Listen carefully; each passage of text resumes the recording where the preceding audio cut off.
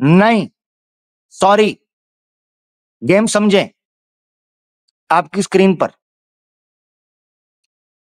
VHP और बजरंग दल के जिन लोगों ने सरेंडर किया था वेडनेसडे को नागपुर वायलेंस के नतीजे में 3,000 रुपए कैश डिपॉजिट करके बेल हो चुकी हुई है। सिर्फ 3,000,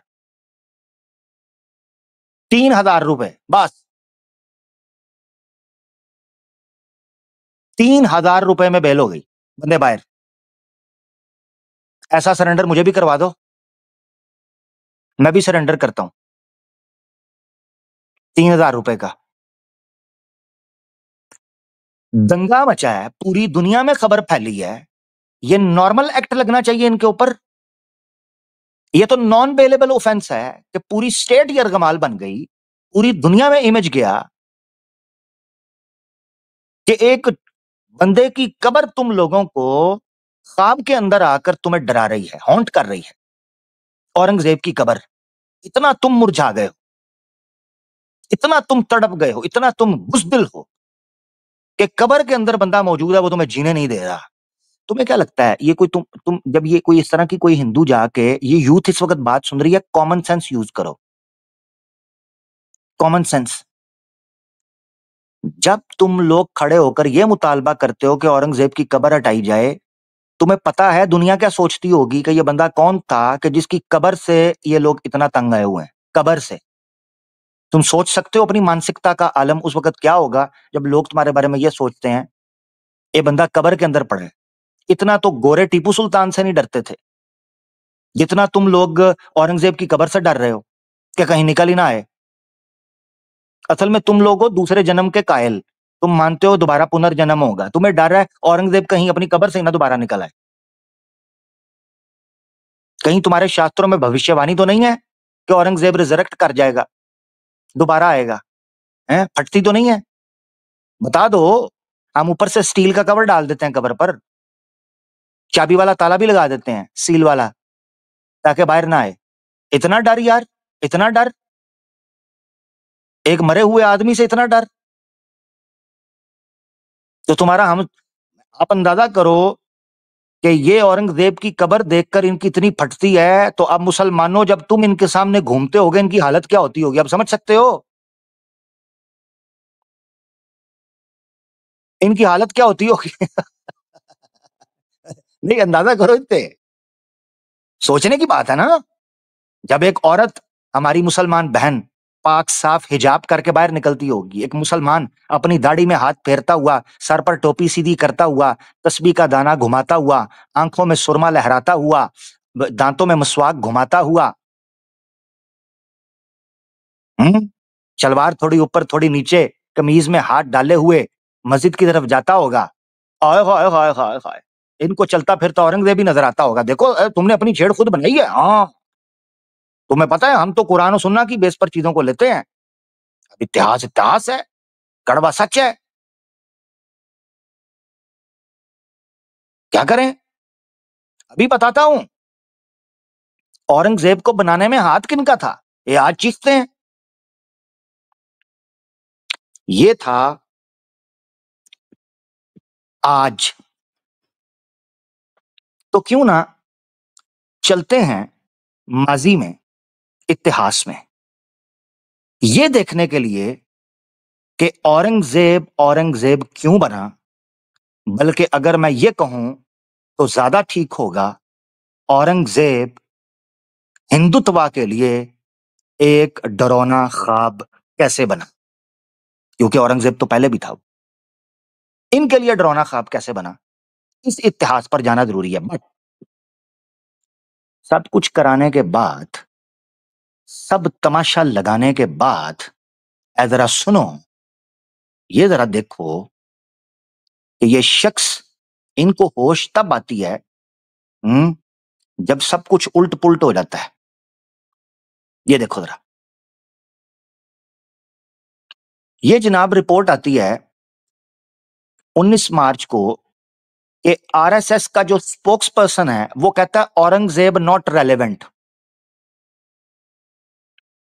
पब्लिक में सवाल पूछा गया कि आप लोग औरंगजेब पर इतनी चीखें मार रहे हैं, इतनी काहे चौरस्ता हो रही है, खुल के आखिरी रास्ता हो रही है।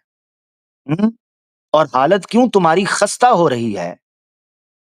आरएसएस के लोगों से पूछा तो आरएसएस का स्पोक्स पर्सन कहता है औरंगजेब कोई नहीं, छोड़ो, इरेलीवेंट, औरंगजेब नहीं, कोई जरूरत नहीं है औरंगजेब की। ओए गाड़ियां तोड़ दी, बंदे के सर फोड़ दिए, घर जलाए, दुकानें फोड़ी, पुलिस वाले फोड़े, एंटी रॉयट्स कमांडो जो है तुमने आईसीयू में डाल दिए, पूरे देश के इमेज को तुमने मसक कर दिया। अब तुम कहते हो औरंगजेब नॉट रेलेवेंट, तो रहने दो ना फिर, कब्र उसकी जहां है, चीखे क्यों मारते हो? फराडियो, झूठे, अखंडी। इससे सनातन यूथ को यह बात समझ आनी चाहिए, ये सिर्फ पॉलिटिकल गेन के लिए तुम लोगों को यूज करते हैं। तुम लोग पकड़े जाते हो, किसी का सर फटता है, किसी की टांग टूटती है, किसी की गाड़ी जलती है, किसी को पीटा जाता है, वो जेल काटता है, उसका फ्यूचर तबाह हो जाता है, उसके नाम पर धब्बा लग जाता है, स्टिग्मा सारी जिंदगी के लिए। ये बंदा इस तरह के खड्डों के अंदर गया, स्टिग्मा। ये कोई जो है वो सूरवीर नहीं हो आप, कोई यूरवीर तो पता नहीं कि युवराज शुवराज करके, ये जनाब बड़े योद्धा निकल आए हैं। वो निकल गए पीछे से, वो कहते हैं औरंगजेब रेलेवेंट ही नहीं है, तो फिर ये सारा फड्डा काय के लिए? फजूल। ये औकात है इनकी। अब आपने क्या करना है, सिर्फ सुकून के साथ मैं चाहता हूं आपने सुनना है जो मैं आपके सामने चीजें रखने लगा हूं। अगर आप इस चीज को जो मैं अब बयान करने लगा हूं अपने दिमाग के अंदर बिठा लेंगे ना, तो आपको और आने वाली नस्ल को पता चल पाएगा कि इतिहास में जो हुआ वो क्यों हुआ।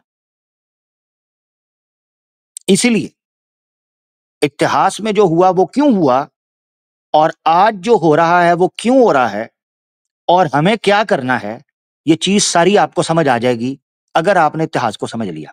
अब खामोशी के साथ, कोई मैंने हैवी चीज नहीं रखनी, ठीक है ना, कोई हवाले धड़ाधड़ ये वो, ठीक है, हाँ अगर किसी को चाहिए होंगे तो उस पर बात हो जाएगी, मगर चूंकि इसका ताल्लुक बड़े खरे इतिहास के साथ है, इसीलिए आपने गौर से सुनना है। चले आपको झटके अंदाज से पीछे लेके चलता हूं इतिहास में। आज सोशल मीडिया के ऊपर सुनना आपने, आज सोशल मीडिया के ऊपर हिंदू मुस्लिम फसाद कराने के पीछे एक बड़ी मूवमेंट रोल प्ले कर रही है, हिंदू को मुसलमान से और मुसलमान को हिंदू से लड़ाने के लिए। कौन सी मूवमेंट है, को बता सकता है नीचे? हम्म, हाँ, को बता सकता है जी, ताकि मैं आपको इस तरीके से माजी में लेके जाऊं, आपको समझ आए। हिजड़ा मूवमेंट, हिजड़ा मूवमेंट, यस, हिजड़ा मूवमेंट। अब चलते हैं वापस, हिजड़ा मूवमेंट, समझ गया? औरंगजेब को औरंगजेब बनाने वाला ऐसा ही एक हिजड़ा था जिसका नाम दारा शको था। अब आपको पॉइंट समझ आएगा। दारा शको एक वो शख्स था जिसने हिंदुओं की, कट्टर कट्टर हिंदुओं की, उस सारी की सारी पॉलिसीज को आगे पहुंचाने के लिए एक रास्ता तलाश किया, जिसको मैं आगे चलकर खोलकर बयान, ये झटके अंदाज में मैंने रख दिया। ठीक है जी। दारा शको औरंगजेब का बड़ा भाई।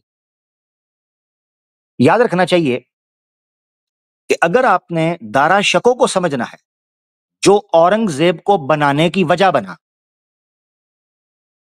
औरंगजेब औरंगजेब ना होता अगर दारा शको ना होता, और दारा शको ना होता अगर जलालुद्दीन अकबर ना होता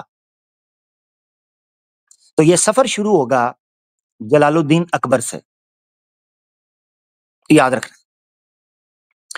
औरंगजेब का बड़ा भाई दारा शको, दारा शको का बाप शाहजहां, शाहजहां का बाप जहांगीर, और जहांगीर का बाप था अकबर, जलालुद्दीन अकबर।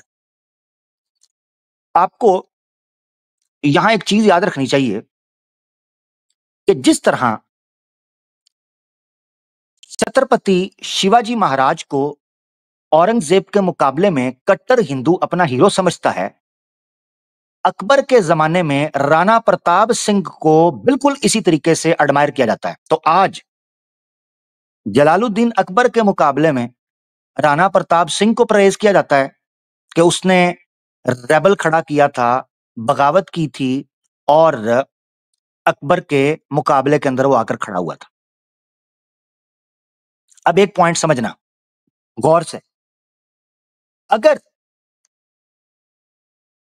तवज्जो से सुनना ये पॉइंट, इतिहास ने हमें यह सीख दी है कि अगर कट्टर हिंदू की, ये मैं कट्टर हिंदू इसलिए बोल रहा हूं कि औरंगजेब के अपने लोगों में बड़ी तादाद के अंदर सनातनी मौजूद थे, अभी आपको पता चलेगा, इसलिए मैं कट्टर हिंदू बोल रहा हूं। मसला हिंदू मुस्लिम का था ही नहीं कभी, हिंदू मुस्लिम का मसला बनाया गया,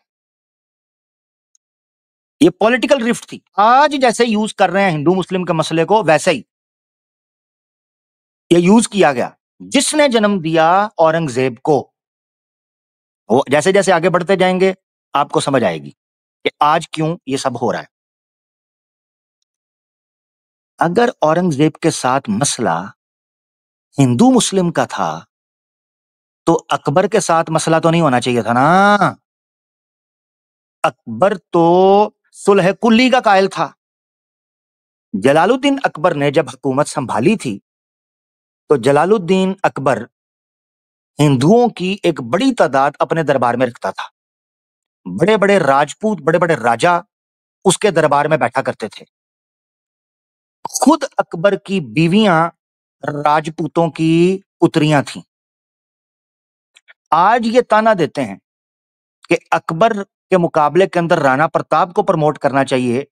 आपको जानकर हैरानगी होगी कि राणा प्रताप जो है, जब उसको ठुडा करा दिया गया तो किधर गया जी, हाँ, जब उसको ठुडा कराया गया तो ऐसी थोड़ा राणा प्रताप का बेटा, ये रेबल जो जहांगीर के आके, सॉरी, शाहजहां के आके कदमों में गिरा था। देख लो, ये आपके सामने इंसाइक्लोपीडिया ब्रिटानिका है, जिसमें शाहजहां के आर्टिकल के नीचे यहां पर एक बात लिखी है कि शाहजहां जो शख्स है, शाहजहां याद रहे औरंगजेब का बाप है। इसको जन्म देने वाली एक राजपूत शहजादी थी मनमती। जहांगीर का तीसरा बेटा शाहजहां। जहांगीर जो है, इसका कमाल क्या था कि इस बंदे ने राणा प्रताप जो कि अकबर के सामने उठकर खड़ा हुआ था, उसके बेटे को नथ डालकर रख दी थी। ये मैं आपकी स्क्रीन पर दिखा रहा हूं ताकि पता चले ये लोग किधर खड़े थे। ये देखो जरा। In 1584, Rana Pratap again rebuffed emissaries of Akbar, who was preoccupied in the Punjab. Accordingly, Rana Pratap was able to recover most of his strongholds and died a hero to his people. ठीक है?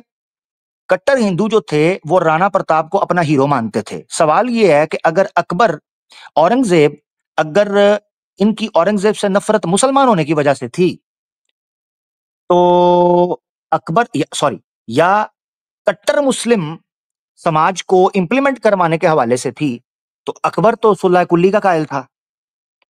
अकबर की बीवियां सनातनी महिलाएं थीं। उसके दरबार में जो म्यूजिशियंस बैठते थे वो आगे जाकर आपको पता चलेगा वो तो सारे के सारे सनातनी बैठते थे।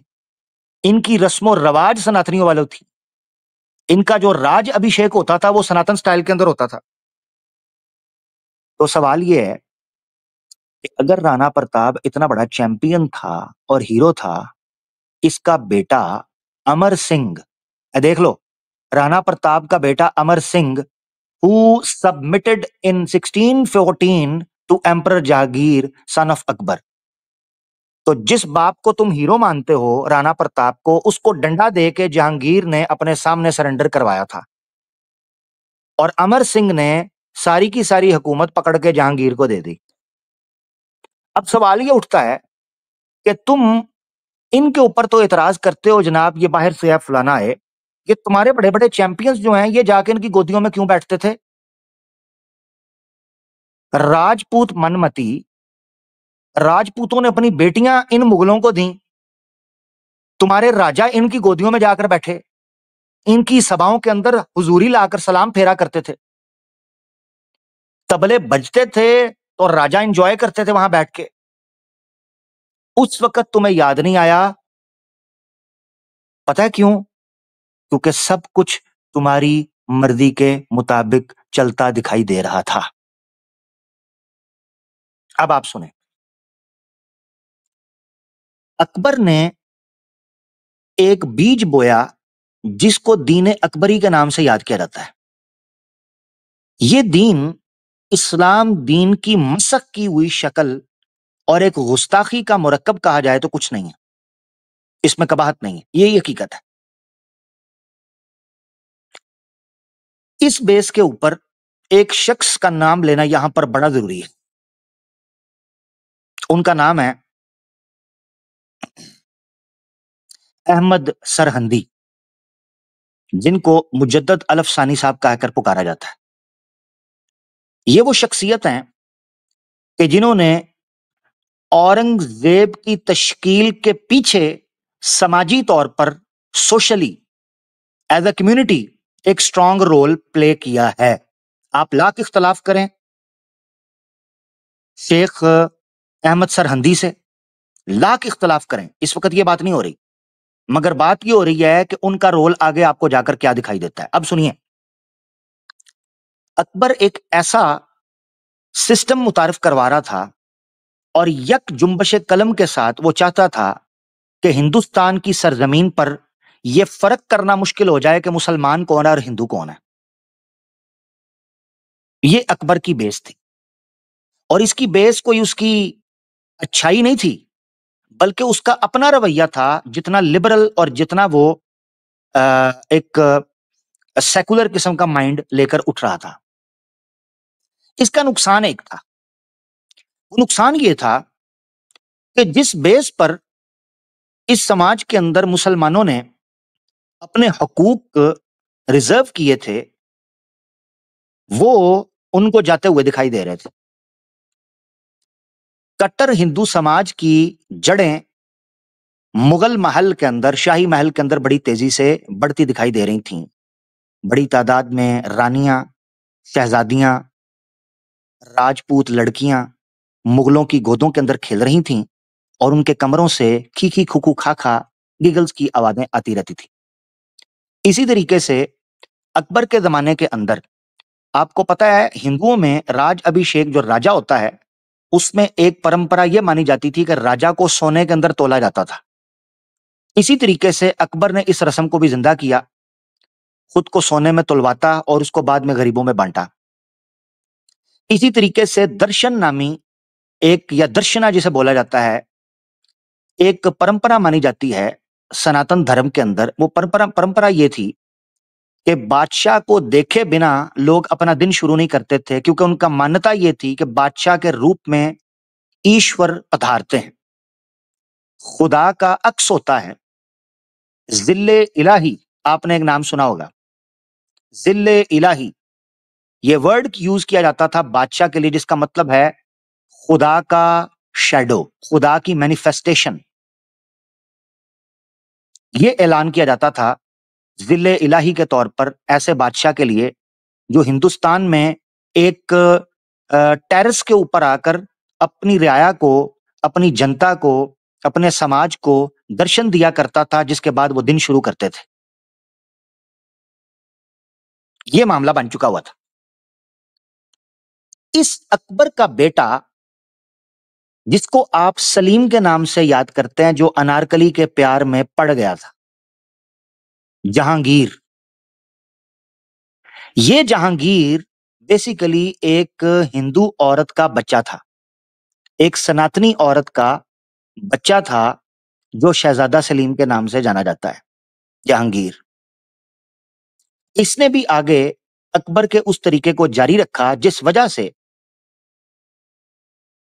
शेख अहमद सरहिंदी साहब के साथ इनकी टक्कर चलती रही ग्राउंड के ऊपर, आइडियोलॉजिकली। जहांगीर ने मुजद्दद अल-अफसानी साहब को अरेस्ट भी किया, जो कि शेख अहमद सरहिंदी हैं। उनको अरेस्ट करने की वजह से मुस्लिम समाज में जहांगीर की इज्जत जाती रही। अब ये आपने देखना है, गौर से इस चीज को समझना है। अगर आपने जानना है कि औरंगजेब औरंगजेब क्यों था, तो आपको यह जानना होगा कि औरंगजेब से पहले जो बादशाह थे वो क्या कर रहे थे और उसका नतीजा क्या निकल रहा था।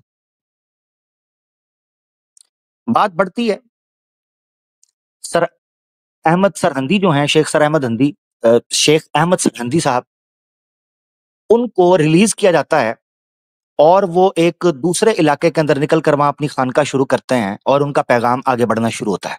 वो अपना काम शुरू कर देते हैं।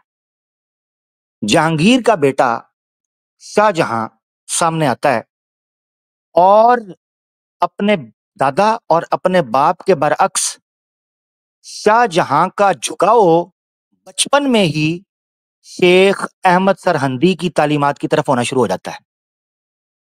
आपको ये जानना चाहिए कि कट्टर हिंदुओं ने, जो कि उस महल के अंदर अपनी जड़ें गाड़ चुके हुए थे, उन लोगों ने शाहजहां की जगह जहांगीर का दूसरा बेटा था खुसरो, उसको बादशाह बनाने की कोशिश की थी, क्योंकि उनको लगता था कि ये इस लेगेसी को आगे परसू करेगा जो लेगेसी अकबर ने सुलह कुल्ली के नाम पर जारी की है। अब इसका नुकसान क्या हो रहा था? नुकसान सुने जरा। शाहजहां से पहले अकबर और जहांगीर एक अय्याश, शराब कबाब और शबाब, इसी तरीके से सोसाइटी में जो बुराइयां चल रही थी, मिसाल के तौर पर जितनी कुप्रथाएं थी वो चल रही थी, उनको एज इट इज रखा। जात पात चल रही है, मंदिरों के नाम पर ढकोसला चल रहा है, सती प्रथा चल रही है, इसी तरीके से शराब चल रही है, भंग चल रही है, औरतों का शोषण चल रहा है, गरीब को पीटा जा रहा है, नाइंसाफी की जा रही है, हिंदू अपना असर और सुख रख रहे हैं। ये सब कुछ चल रहा था और इस सारी चीज के अंदर कोई उनको रोकने वाला नहीं था। उसकी वजह यह है कि किसी किस्म का कोई रिस्ट्रिक्शंस और कोई चेक एंड बैलेंस नहीं था बादशाहत की तरफ से, क्योंकि वो सनातनी राजपूतनिया शहजादियों के साथ नशे में धुत थे और एंजॉय कर रहे थे। ये नक्शा था। आपको पता होना चाहिए कि मुगल शाही महल के अंदर भजन चलते थे। शाहजहां तक पर इतना इन्फ्लुएंस था कि उसकी मौजूदगी के अंदर मंदिर तामीर किया गया, मूर्तियां रखी गईं। वहां पर आप यहां से अंदाजा कर सकते हैं कि दारा शको से पहले महाभारत और रामायण का फारसी के अंदर ट्रांसलेशन शुरू हो चुकी थी। महाभारत की और रामायण की पर्शियन ट्रांसलेशन। तो जितने बड़े बड़े संस्कृत के ऋषि थे वो मुगल शाही महल के अंदर मौजूद थे और अपनी जड़ें मजबूत कर रहे थे अंदर से। याद रखें, ये बात है जो आपको समझनी चाहिए। आगे जाकर एक रिफ्ट की शक्ल इख्तियार कर गई मुस्लिम समाज के लिए। अब मैं इसको, कहानी को तेजी से आगे लेकर चलना चाहता हूं और वो ये है कि जैसा मैंने आपको बताया कि शाहजहां का जो झुकाव था वो शेख अहमद सरहंदी की तालीमात की तरफ था। लिहाजा सबसे पहले उठते हुए शाहजहां ने अपनी बादशाहत संभालने के बाद जो सबसे पहला काम किया, गैस व्हाट? गौर से सुनिएगा। शाहजहां ने सबसे पहले पंजाब और कश्मीर में जो नया नियम लागू किया वो ये था कि अब कोई हिंदू मुसलमान से शादी नहीं कर सकता, क्योंकि शाहजहां जो कि खुद इसी तरह के निकाह की पैदाइश था, उसको समझ आ गया था कि शाही महल के अंदर जो अजीबो गरीब चीजें चल रही हैं और इस्लाम का नाम बिगाड़ने की कोशिश की जा रही है, शाहजहां को पता था उसकी जड़ यही है। इससे एक चीज पता चलती है, याद रखें, हम जब बादशाहत को देखते हैं या किसी लीडर को देखते हैं, हम समझते हैं कि ये एक इंडिविजुअल है। नहीं, एक लीडर पब्लिक इमेज और पब्लिक परसेप्शन डेवलप करता है। एक लीडर नरेटिव की बेस बनता है। एक लीडर आइडियोलॉजिकल फाउंडेशंस ले करता है। लिहाजा एक लीडर जो काम करता है, जनता के अंदर वो काम प्रेज किया जाता है, वो इनकरेज किया जाता है बाय डिफॉल्ट। लिहाजा पॉइंट नंबर 1, शाहजहां ने ये काम किया। दूसरी बात आपको मैं एक यानी अनऑथेंटिक सोर्स से बता रहा हूं कि शाहजहां की बेटियों के बारे में यह बात मशहूर हो गई थी कि वो क्रिश्चियंस हो चुकी हुई हैं। लिहाजा शाहजहां के लिए अपनी हुकूमत संभालते ही ये चैलेंज था कि ऐसे कौन से हालात और वाकयात चल रहे हैं जिस वजह से पता ही नहीं चल रहा कि मुसलमान कौन है, हिंदू कौन है, ईसाई कौन है, और हमने यहां पर सिस्टम क्या लागू करना है। जो कि अकबर करना चाहता था, अकबर उसको ना कर पाया। तो शाहजहां ने, ये एक ओरिएंटलिस्ट हैं जिन्होंने एक किताब लिखी है, मैं रेफरेंस अगर आप कहेंगे उसको दिखाऊंगा, मगर चूंकि इंपॉर्टेंट औरंगजेब का रोल है लिहाजा उसका रेफरेंस मैं दिखाना चाहूंगा। मगर अगर किसी ने पढ़ना है तो Cambridge the history of India आप पढ़ सकते हैं। ये एक ओरिएंटलिस्ट हैं, उन्होंने लिखी, जो कि यहाँ पर तभी आते थे। बहरहाल बायसनेस से भरी हुई किताब है, बट एक बेसिक इन्फो आपको मिल जाती है। वो बेसिक इन्फो ये है कि शाहजहां के जमाने के अंदर, इवन 16th सेंचुरी के अंदर, उसने ये कानून लागू किया था कि हिंदू मुस्लिम पंजाब और कश्मीर के अंदर अब शादी नहीं कर सकते हैं, जहां उसका स्ट्रांग होल्ड था। उसने ये कहा, यही वजह है कि शाहजहां ने फिर किसी सनातनी या किसी नॉन मुस्लिम से शादी नहीं की। ठीक है जी। जन्म होता है दारा शको का। फास्ट फॉरवर्ड, दारा शको अपनी शख्सियत के अंदर बड़ा कमाल आदमी था। जो हिजड़ा मैंने उसको पीछे कहा है वो उसकी आइडियोलॉजी के एतबार से कहा है।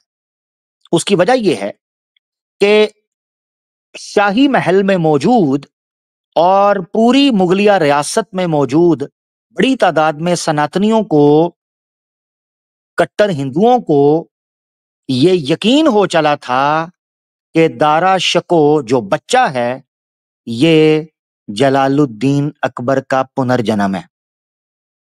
ये याद रखना आपने। तो गोया अकबर और जहांगीर के बाद शाहजहां की सूरत में जो ब्रेक आया था, उस लेगेसी को अब कट्टर सनातनियों को दारा शको की सूरत में अकबर का दूसरा रूप देखने को मिल रहा था। उनको यह लगा कि जो काम अकबर नहीं कर पाया, दारा शको वो काम करेगा। लिहाजा बचपन से ही उन्होंने दारा शको को अपने हाथ का छाला बनाया और अपने सर का तिलक बनाया और अपनी मांग का औरतों ने संदूर बनाना शुरू कर दिया। दारा शको इंतहाई खूबसूरत आदमी था। दारा शको इंतहाई इंटेलिजेंट आदमी था। दारा शको इंतहाई इंटेलेक्चुअल और फिलोसफिकल आदमी था। मगर उस वक्त रियासत, स्टेट, समाज को एक फिलोसफर नहीं चाहिए था, एक इंटेलेक्चुअल नहीं चाहिए था, एक गुरु नहीं चाहिए था, एक रूलर चाहिए था जो बता सके कि तुम किस खाने में हो और तुम्हें क्या करना है, जो कि एक लीडर का काम है। वेराज दारा शको तो सारी जिंदगी इसी रहस्य को हल करता रहा कि वेदांत क्या है, सत्य क्या है, जीवन क्या है, मृत्यु क्या है? दारा शिकोह इसी खोज के अंदर लगा रहा। यही वजह है कि कई पेपर्स के अंदर ये बात मिलती है कि दारा शिकोह वो फर्स्ट लीडर है